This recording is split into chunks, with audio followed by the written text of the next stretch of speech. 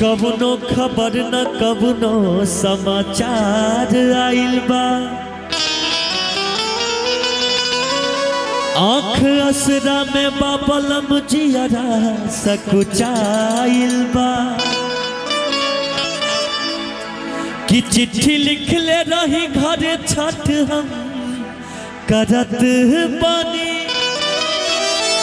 आँख असरा में बाबलम जियरा सकुचाइल बा।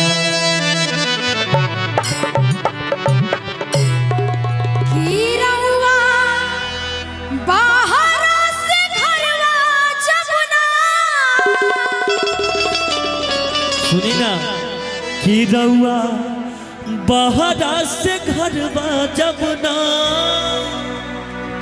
कि रउआ बहरा से घरवा जबना आई बुए मनाजी। छठी घाट के करा संगे गाइबे बलम जी। छठ घाट के करा संगे गाइबे बलम जी। रउआ बहरा से घरवा जबना। रउआ बहरा से घरवा जबना आई बुए मनाजी। छठी घाट के कर संगे गाइबे बलम। छठी घाट के करा संगे गाइबे मनाजी।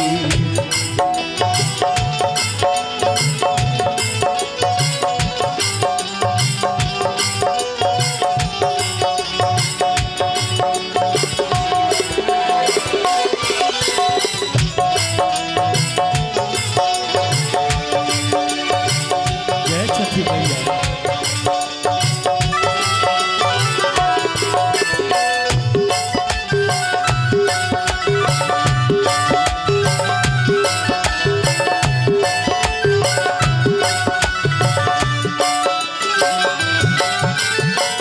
कबनो उपैया कके घरे चलिया।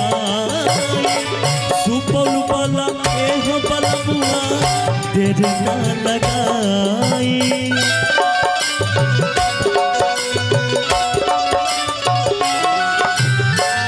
कबनो उपैया कके घरे चलिया। सुपौल वाला एहो करे जा देर ना लगाई। कोसी भर के मौखवा कहाँ से। कोसी भर के मौखवा कहाँ से लाइब रे मनाजी। छठी घाट के करा संगे गाइबे बलम जी। छठी घाट के करा संगे गाइबे बलम जी।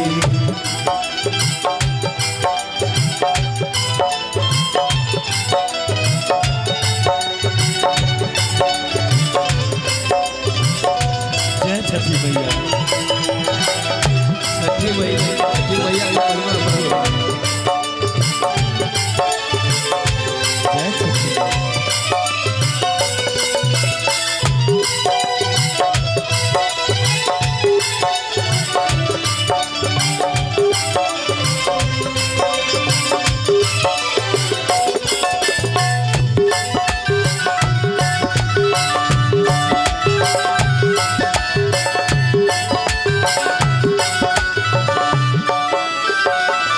के करा से हम किसाया धोवल गेहुआ।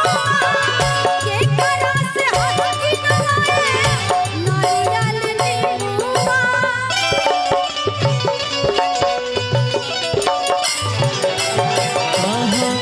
के करा से हम पिसवाई धोवल गेहुआ।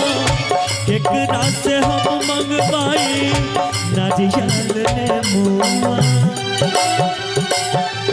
बूढ़े बनी कैसे ससुर जी के बूढ़े बानी कैसे ससुर जी के अढ़ाई बलम जी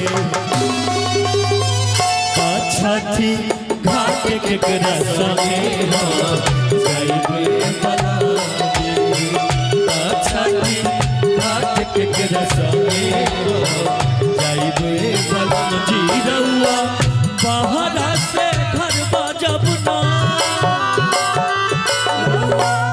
बहरा से घरवा जब ना आइबे बलम जी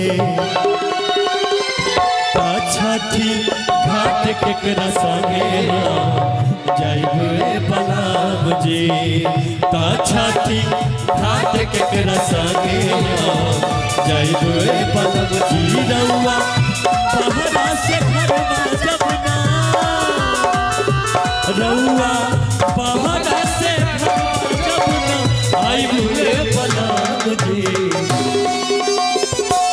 छठी घाट केकरा संगे जाइबे बलम जी छठी घाट केकरा संगे जाइबे बलम जी छठी घाट केकरा संगे जाइबे बलम जी छठी घाट केकरा संगे जाइबे बलम